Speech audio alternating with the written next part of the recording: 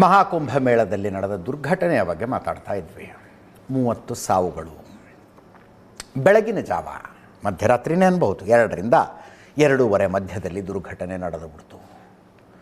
ಒಂದು ಕಡೆ ಪರಿಹಾರ ಕಾರ್ಯಾಚರಣೆ, ಆಂಬ್ಯುಲೆನ್ಸ್ ಬರಬೇಕು, ಹೊತ್ಕೊಂಡು ಹೋಗ್ಬೇಕು, ಗಾಯಾಳುಗಳನ್ನು ಹಾಸ್ಪಿಟ್ಲಿಗೆ ಸೇರಿಸ್ಬೇಕು, ಮೃತಪಟ್ಟವ್ರನ್ನ ಐಡೆಂಟಿಫೈ ಮಾಡಬೇಕು, ಅದು ನಡೀತಾ ಇದ್ದರೆ, ಇನ್ನೊಂದು ಕಡೆ ಇಷ್ಟು ಘಟನೆ ಆಗಿದ್ದು ಅಷ್ಟು ಚಿಕ್ಕ ಪ್ರದೇಶದಲ್ಲಿ 3,40,00,000 ಜನ ಸೇರಿದ್ರು ಅನ್ನೋ ಕಾರಣಕ್ಕೆ ಅಷ್ಟು ಜನ ಸ್ನಾನ ಮಾಡಿದ್ದಾರೆ ಇವತ್ತು. ತಕ್ಷಣ ಏನು ಮಾಡಬೇಕು? ಪ್ರಯಾಗ್ರಾಜ್ ಒಳಗೆ ಬರ್ತಾ ಇದ್ದ ಅಷ್ಟು ಟ್ರೈನ್ಗಳನ್ನು ನಿಲ್ಲಿಸ್ಬಿಟ್ರು, ಎಲ್ಲ ವಾಹನಗಳನ್ನು ನಿಲ್ಲಿಸ್ಬಿಟ್ರು. ಇನ್ನು ಇವರು ಸ್ನಾನ ಮಾಡಿ, ಒಳಗಿದ್ದ ಜನ ಸ್ನಾನ ಮಾಡಿ ಹೊರಗಡೆ ಹೋಗಿ ಕ್ರೌಡ್ ಕಡಿಮೆ ಆಗೋ ತನಕ ಅಡಿಷ್ನಲ್ ಜನ ಬರೋದು ಬೇಡ ಅಂತ ನಿಲ್ಲಿಸ್ಬಿಟ್ರು. ಟ್ರೈನ್ಗಳನ್ನು ನಿಲ್ಲಿಸಿದ್ರು, ಗಾಡಿಗಳನ್ನು ಅಲ್ಲಲ್ಲಿ ತಡೆದ್ಬಿಟ್ರು. ಆವಾಗ ಬೆಳಗ್ಗೆ ಅಂದರೆ ಒಂದು 5:30, 6:30 ಅಷ್ಟೊತ್ತಿಗೆ ಸ್ನಾನ ಮುಗಿಸ್ಕೊಂಡು ಹೋದರು ಜನ. ಕ್ರೌಡ್ ಕಂಟ್ರೋಲಿಗೆ ಬಂತು. ಯೋಗಿ ಆದಿತ್ಯನಾಥ್ ಮನವಿಯ ಮೇಲೆ ಮನವಿ ಮಾಡಿಕೊಂಡ್ರು. ಉತ್ತರ ಪ್ರದೇಶದ ಮುಖ್ಯಮಂತ್ರಿಗಳು ತ್ರಿವೇಣಿ ಸಂಗಮದಲ್ಲೇ ಸ್ನಾನ ಮಾಡಬೇಕು ಅಂತ ಬರಬೇಡಿ, ಗಂಗೆ ನಿಮಗೆ ಹತ್ತಿರದಲ್ಲಿ ಎಲ್ಲಿದ್ದಾಳೋ ಅಲ್ಲೂ ಸ್ನಾನ ಮಾಡಿ ಅಂತ. ಮೌನಿ ಅಮಾವಾಸ್ಯೆಯ ಸ್ನಾನ ತ್ರಿವೇಣಿ ಸಂಗಮದಲ್ಲೇ ಆಗಬೇಕು, ಗಂಗೆ ಯಮುನೆ ಸೇರಿಕೊಂಡಂಥ ಜಾಗದಲ್ಲೇ ಆಗಬೇಕು ಅಂತ ದಯವಿಟ್ಟು ನೂಕುನುಗ್ಗಲು ಮಾಡೋಕ್ಕೆ ಹೋಗಬೇಡಿ. ಹತ್ತಿರದಲ್ಲಿ ಎಲ್ಲಿ ನಿಮಗೆ ನದಿ ಕಾಣಿಸುತ್ತೋ ಅಲ್ಲೇ ಸ್ನಾನ ಮಾಡಿ ಅಂತ ಯೋಗಿ ಆದಿತ್ಯನಾಥ್ ಮತ್ತೆ ಮನವಿ ಮಾಡಿಕೊಂಡ್ರು.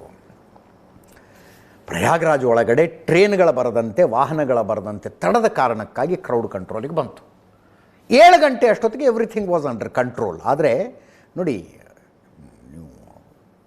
ತುಂಬ ಇಂಪಾರ್ಟೆಂಟ್ ಅಂದರೆ, ನನಗೆ ಕುಂಭಮೇಳ, ಮಹಾಕುಂಭಮೇಳ, ಅರ್ಧ ಕುಂಭಮೇಳ ಇದೆಲ್ಲದರಲ್ಲೂ ನಾನೊಂದು 2 ಕುಂಭಮೇಳ ಅಟೆಂಡ್ ಹೋಗಿದ್ದೀನಿ, ಇಲ್ಲೂ ಹೋಗಬೇಕು.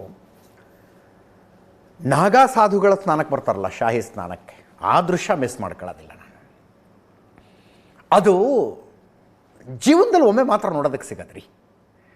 ಈಗ ನಾನು ಹೋಗಿ ಸ್ನಾನ ಮಾಡ್ತೀನೋ, ನನಗೆ ಪುಣ್ಯ ಪ್ರಾಪ್ತಿ ಆಗುತ್ತೋ, ನನ್ನ ಪಾಪಗಳೆಲ್ಲ ಹೋಗ್ಬಿಡ್ತಾವ, ಅವೆಲ್ಲ ನಂಬಿಕೆಯ ವಿಷಯ, ಅದು ಬೇರೆ. ಬಟ್ ಆ ದೃಶ್ಯ ಇದೆಯಲ್ಲ, ನಾಗಾ ಸಾಧುಗಳ ಸ್ನಾನಕ್ಕೆ ಬರುವಂಥ ದೃಶ್ಯ, ಅದು ಎಲ್ರಿಗೂ ಸಿಗೋದಲ್ಲ ಅದು ನೋಡೋದಕ್ಕೆ.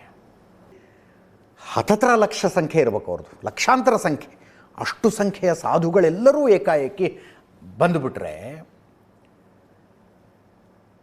ಇನ್ನಷ್ಟು ಕೇವಾಸ ಆಗಿಬಿಡುತ್ತೆ. ದಯವಿಟ್ಟು ಇವತ್ತಿನ ಸ್ನಾನವೊಂದನ್ನು ತ್ಯಾಗ ಮಾಡಿ ಅಂದರೆ ಎಲ್ಲ ಅಖಾಡದ ಎಲ್ಲ ನಾಗಾ ಸಾಧುಗಳು ಅಂದಿದ್ದಾರೆ. ಸಾಧುಗಳು ಆಯಿತು, ಈ ಗಲಾಟೆ ಕಂಟ್ರೋಲಿಗೆ ಬರೋದು. ಯಾಕಂದರೆ 3 ಗಂಟೆ 47 ನಿಮಿಷಕ್ಕೆ ಸ್ನಾನ ಮಾಡಬೇಕು ಅನ್ನೋರು.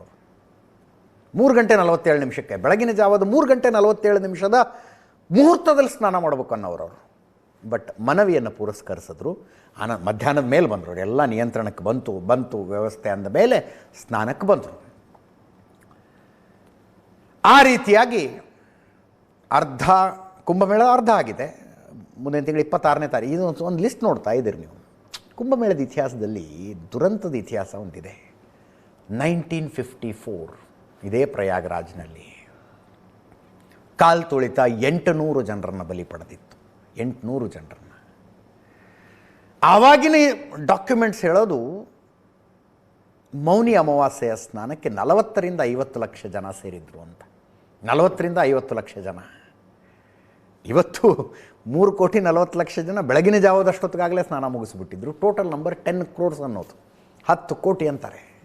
1954, 1986 ಹರಿದ್ವಾರದ ಕುಂಭದಲ್ಲಿ 200 ಜನ ಕಾಲು ತುಳಿತಕ್ಕೆ ಮೃತಪಟ್ಟರು. 2003ರ ನಾಸಿಕ್ ಕುಂಭದಲ್ಲಿ 39 ಜನ. 2013 ಇದೇ ಪ್ರಯಾಗ್ರಾಜ್ನಲ್ಲಿ 42 ಜನ ಮೃತಪಟ್ಟಿದ್ದರು. ಈಗ 30 ಸಾವುಗಳು. ವೆರಿ ಅನ್ಫಾರ್ಚುನೇಟ್ ಇನ್ಸಿಡೆಂಟ್ಸ್ ಎಲ್ಲವೂ ಕೂಡ. 1954ರದಂತೂ 800 ಸಾವುಗಳು ಅಂದರೆ ಏನ್ರಿ ಅದು? 800 ಸಾವುಗಳು. ಈ ಸಲ it is not a comparison. ನೀವು ಅಂದರೆ ಆ ಥರ ತಿಳ್ಕೊಳ್ಳೋದು ಬೇಡ. ಮೃತಪಟ್ಟ 30 ಜನರ ಪೈಕಿ 4 ಜನ ಬೆಳಗಾವಿಯ ಜನ. 4 ಜನ 3 ದಿವಸದ ಹಿಂದೆ ಬೈ ರೋಡ್ ಹೋಗಿದ್ದಾರೆ ಇವರು. 2 ಬಸ್ಗಳಲ್ಲಿ ಒಂದು ಟ್ರಾವೆಲ್ಸ್ನವರು ಬಸ್ ಮಾಡಿ ಕರ್ಕೊಂಡು ಹೋಗಿದ್ದು ನೋಡ್ತಾ ಇದ್ರಲ್ಲಿ. ಸಾಯಿ ರಥ ಟ್ರಾವೆಲ್ಸ್ ಹೊರಡೋದಕ್ಕಿಂತ ಮುಂಚೆ ಗ್ರೂಪ್ ಫೋಟೋ ತಗೊಂಡಿದ್ದಾರೆ ನೋಡಿ ಟೀಮ್ನವ್ರು. ಪಾಪ ತಾಯಿ ಮಗಳು, ತಾಯಿ ಮಗ, 4 ಜನ. ತಾಯಿ ಮಗಳು 4 ಜನರ ಪೈಕಿ ತಾಯಿ ಮಗಳು ಅರುಣ್ ಕೋಪರ್ಡೆ ಅಂತ, ಬೆಳಗಾವಿ ನಗರದ ಶೆಟ್ಟಿಗಲ್ಲಿ. ಬೆಳಗಾವಿಯ ಶಿವಾಜಿನಗರದ ಮಹಾದೇವಿ, ಅವರಿಬ್ಬರು. ತಾಯಿ ಮಗಳು ಜ್ಯೋತಿ ಹತ್ತರವಾಠ ಮತ್ತು ಮೇಘ ಹತ್ತರವಾಠ ಅಂತ ತಾಯಿ ಮಗಳು. 3 ದಿನದ ಹಿಂದೆ ಬೆಳಗಾವಿಯಲ್ಲಿ 2 ಬಸ್ ಮಾಡಿಕೊಂಡು ಸಾಯಿರಥ ಟ್ರಾವೆಲ್ಸ್ನ ಬಸ್ ಮೂಲಕ ಹೋಗಿದ್ದಾರೆ. ಇದೇನಾಗಿದೆ, ನೆನ್ನೆ ಸಂಜೆ ಅಥವಾ ಇಳಿ ಸಂಜೆ ಹೊತ್ತಿನಲ್ಲಿ ಇವರು ಹೋಗಿ ಕುಂಭಮೇಳ ನಡೆಯುವ ಜಾಗ ಅಂದರೆ ತ್ರಿವೇಣಿ ಸಂಗಮದಿಂದ 60 ಕಿಲೋಮೀಟರ್ ದೂರದಲ್ಲಿ ಇವರು ಬಸ್ಸನ್ನು ನಿಲ್ಲಿಸಿದಾರಂತೆ. ಉಳಿದವರೆಲ್ಲ, ನನಗೆ ಸಂಜೆ ಬಂದಂಥ ಮಾಹಿತಿ, ಉಳಿದವರೆಲ್ಲ ಇವತ್ತು ರೆಸ್ಟ್ ಮಾಡೋಣ, ಬೆಳಗ್ಗೆ ಎದ್ದು ಸ್ನಾನಕ್ಕೆ ಹೋದ್ರಾಯಿತು ಅಂದರೆ 9 ಜನ, ಈ ತಂಡದ ಪೈಕಿ 9 ಜನ ಇಲ್ಲ ನಾವು ಮೌನಿ ಅಮಾವಾಸ್ಯೆಯ ಬೆಳಗಿನ ಜಾವದ ಸ್ನಾನ ಮಾಡ್ತೀವಿ ಅಂತ 9 ಜನ ಹೊರಟ್ರಂತ ಅಲ್ಲಿಂದ 60 ಕಿಲೋಮೀಟರ್ ದೂರದಿಂದ. ತ್ರಿವೇಣಿ ಸಂಗಮ 60 ಕಿಲೋಮೀಟರ್ ಇತ್ತು. ಅಲ್ಲಿ ಬೇರೆ ಬೇರೆ ಗಾಡಿಗಳಿದ್ದಾವೆ, ಆಟೋಗಳು, ಜೀಪ್ಗಳು, ಏನೇನೋ ಹತ್ಕೊಂಡು ಅಲ್ಲಿಗೆ ಬಂದು ರೀಚ್ ಆಗಿದ್ದಾರೆ. ಅಲ್ಲಿ ಕಾಲು ತುಳಿತ ಆಗಿದೆ. ಒಟ್ಟು ಬೆಳಗಾವಿಯಿಂದ ಒಂದು 60 ಜನ ಹೋಗಿದ್ರು. ಅರುಣ್ ಕೋರ್ಪಡೆ ಮತ್ತು ಮಹಾದೇವಿ ತಾಯಿ ಮಗ ಅಂತ ಮೊದಲು ಸುದ್ದಿ ಇತ್ತು, ಆದರೆ ಬೇರೆ ಬೇರೆ. ಅರುಣ್ ಕೋರ್ಪಡೆ ಪತ್ನಿಯನ್ನು ಕರ್ಕೊಂಡು ಹೋಗಿದ್ರಂತೆ. ಮಹಾದೇವಿ ಅಂತ ಅವರು ಬೆಳಗಾವಿಯ ಶಿವಾಜಿನಗರದವರು. ಮನೆಯವ್ರಿಗೆ ಆಘಾತ ಇದು. C, I can understand. ಎಲ್ಲರ ಬದುಕಿನಲ್ಲೂ ಸಿಗೋದಲ್ಲ, ಯಾಕಂದ್ರೆ 144 ವರ್ಷಕ್ಕೊಂದು ಸಲ ಬರುತ್ತೆ ಮಹಾಕುಂಭ. ಎಲ್ಲರ ಜೀವನದಲ್ಲಿ ಸಿಗೋದಲ್ಲ. ನಮ್ಮ ಜೀವನದಲ್ಲಿ ಸಿಕ್ಕಿದೆ, ಕೈಕಾಲು ಗಟ್ಟಿಯಾಗಿರುವಾಗ ಸಿಕ್ಕಿದೆ, ಒಂದು ಸಲ ಕಣ್ಣು ತುಂಬಿಕೊಳ್ಳೋಣ ಅನ್ನೋದೊಂದು ಆಸೆ ಇರುತ್ತೆ ಅಫ್ಕೋರ್ಸ್. ಅದರಲ್ಲೂ ಇದಕ್ಕೊಂದಿಷ್ಟು ಈ ಮಟ್ಟಿಗಿನ ಹೈಪ್ ಕ್ರಿಯೇಟ್ ಆಗಿದ್ದಕ್ಕೆ ಸೋಷಿಯಲ್ ಮೀಡಿಯಾದ ಕೊಡುಗೆನೂ ಇದೆ. ನೀವು ಮೊಬೈಲ್ ತೆಗೆದು ಸೋಷಿಯಲ್ ಮೀಡಿಯಾದ ಯಾವ್ದು ಓಪನ್ ಮಾಡಿದ್ರೂ ಮಹಾಕುಂಭ. ನನಗೆ ಪರಿಚಯದವ್ರೊಂದು 100-200 ಜನ ಹೋಗಿ ಬಂದಿದ್ದಾರೆ. ನೀವು ಹೋಗಿಲ್ವಾ ಇನ್ನೂ, ಯಾವಾಗ ಹೋಗ್ತೀರಿ? ನೀವು ಹೋಗಿಲ್ವಾ ಇನ್ನೂ, ಯಾವಾಗ ಹೋಗ್ತೀರಿ ಅಂತ. ಎಲ್ಲ ಕಾರಣಕ್ಕಾಗಿ ಹೋಗ್ತೀವಿ, ಬಟ್ ಅಲ್ಲಿನ ವ್ಯವಸ್ಥೆ ಎಲ್ಲವನ್ನೂ ನೋಡ್ಕೋಬೇಕಲ್ಲ.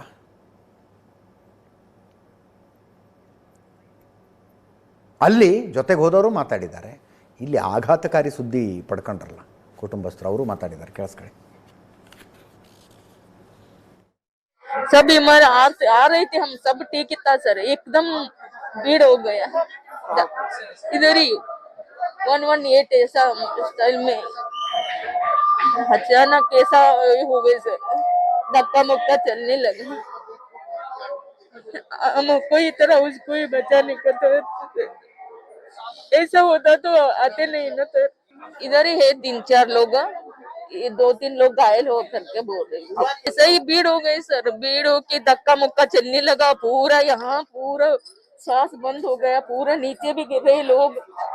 ಚಿದಂಬರ ಪಾಟೀಲ್ ಅಂತ ಹೇಳಿ ಅವ್ರ ಸಂಪರ್ಕ ಮಾಡ್ಲಿಕ್ಕತ್ತಿದ್ದೆ. ನಾನು ಮಗಳ ಫೋನ್ ಮಾಡಿದ್ರೆ ರಿಂಗ್ ಆಗೋದು, ಬಟ್ ರಿಸೀವ್ ಆಗ್ತಿದ್ದಿಲ್ಲ. ಕಡೆಗೆ ಮಧ್ಯಾಹ್ನ 3 ಗಂಟೆ ನಂತರ ಪ್ರಯತ್ನ ಮಾಡಿದೆ. ಆಮೇಲೆ ಅವ್ರ ಜೊತೆ ಮತ್ತೊಬ್ಬರು ಹೋಗಿದ್ರು, ಇಲ್ಲ ವಿದ್ಯಾ ದಾಬಡೆ ಅಂತ ಹೇಳಿ, ಅವರು ಬೆಳಿಗ್ಗೆ ಫೋನ್ ಮಾಡಿದ್ರು, ಇಲ್ಲ ಹಿಂಗೆ ಆಗ್ಯದ ಅದು, ಮತ್ತು ಗದ್ದಲ ಒಳಗೆ ಇವರು ಅಪ್ಪಾಚಿ ಆಗ್ಯಾರ, ಮತ್ತು ದವಾಖಾನೆಗೆ ಅಡ್ಮಿಟ್ ಮಾಡೇವಿ, ನನಗೂ ದವಾಖಾನೆಗೆ ಅಡ್ಮಿಟ್ ಮಾಡಿ. ತಾಯಿ ಮಗನೂ ಫೋನ್ ಮಾಡಿದ್ದ, ಇಲ್ಲ ನಿಮ್ಮ ತಾಯಿ ಆರಾಮಿದ್ದಾರ, ಮತ್ತು ಇವರು ಇಬ್ಬರದು ಇನ್ನೂ ನಿರ್ಣಯ ಆಗಿಲ್ಲ ಅಂತ ಹೇಳಿದೆ. ಸರಿ ಅಂತಂದ. ಆಮೇಲೆ ಮತ್ತೆ ಮಧ್ಯಾಹ್ನ ಫೋನ್ ಮಾಡಿದ ಚಿದಂಬರ ಇವ್ರ ನಂಬರ್ ಕೊಡ್ರಿ ಅಂತ ಹೇಳಿ. ನಂಗೆ ಅವ್ರಿಗೆ ಕೊಡ್ಲಿಕ್ಕೆ ಸಾಧ್ಯ ಆಗಲಿಲ್ಲ. ಕಡೆಗೆ ಆಮೇಲೆ ಇವ್ರ ಕಡೆಯಿಂದ ಚಿದಂಬರಗೆ ಮತ್ತೆ ಫೋನ್ ಮಾಡಿದೆ ನಾನು. ಇಲ್ಲ ಮಧ್ಯಾಹ್ನ ಫೋನ್ ಮಾಡಿದೆ, ಇಲ್ಲ ಸಾರಿ ಸರ್, 2 ಹೋಗ್ಯಾವ ಅಂತ ಅವರು ವರದಿ ಕೊಟ್ಟರು. ನೀನು ಮಧ್ಯರಾತ್ರಿ 2 ಗಂಟೆಗೆ ಅವ್ರಿಗೆ ಮುಗ್ಶಾಟ್ ಇದ್ರೊಳಗೆ ಇದಾಗಿ ಜಖ್ಮಿಗೆ ಅದು ತಿರ್ಕೊಂಡಿದ್ದಾರೆ. ಅವ್ರ ಮಿಸ್ಸಸ್ಸು ಸ್ವಲ್ಪ ಪೆಟ್ಟು ಎತ್ಕೊಂಡು ಅವರು ಅಡ್ಮಿಟ್ ಆಗಿದ್ದಾರೆ.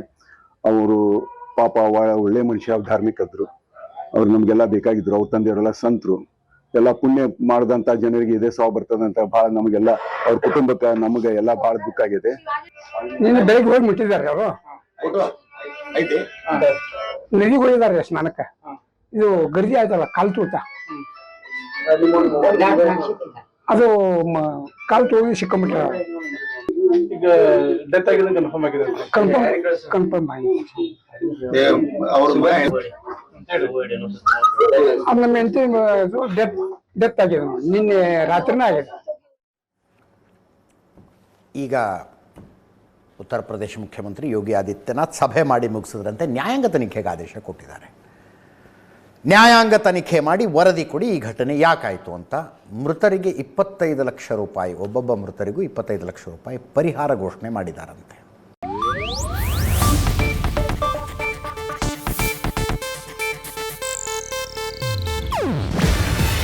ಇದು ಏಷ್ಯಾನೆಟ್ ನ್ಯೂಸ್ ನೆಟ್ವರ್ಕ್ ಪ್ರಸ್ತುತಿ. ನೀವು ನೋಡ್ತಿದ್ದೀರಾ ಏಷ್ಯಾನೆಟ್ ಸುವರ್ಣ ನ್ಯೂಸ್.